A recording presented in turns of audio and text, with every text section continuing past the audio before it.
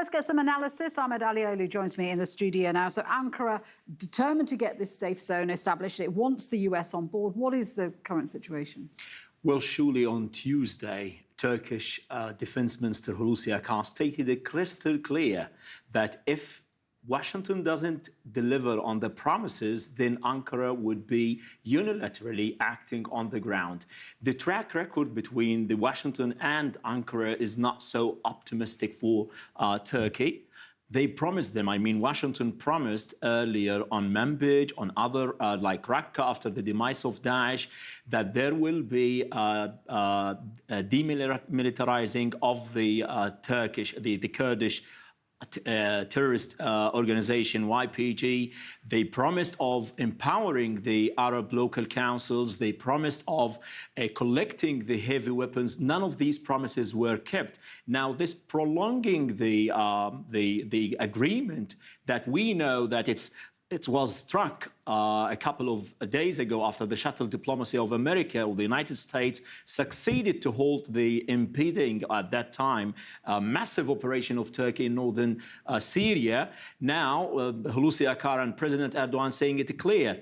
It's either you deliver on the promises or we are going to take it ourselves and we're going to move and impose this safe zone, because it's so crucial for Turkey because of the influx, the ongoing operation in Idlib.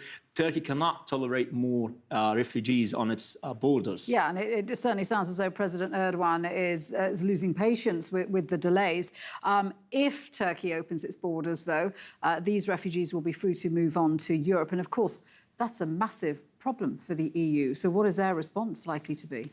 It is surely the bizarre stance of the European Union is so strange when it comes to the policy they're adopting.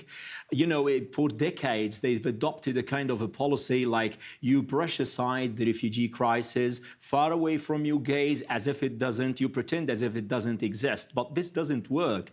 In the past, they used to outsource, like other countries' police, to work as their immigration border police and prevent, human smuggling, trafficking, refugees, flooding the EU. One classic example used to be Muammar Gaddafi of Libya. This is not happening with Turkey. You have to stand up and you have to support Turkey, who succeeded massively when it comes to preventing, in 2015, the starting point of the Syrian refugee crisis in Europe.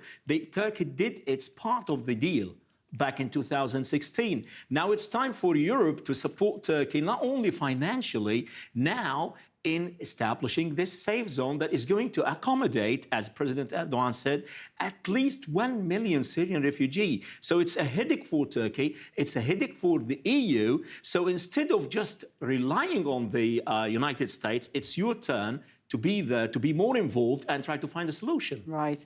Ahmed, thank you. Ahmed Alioğlu there.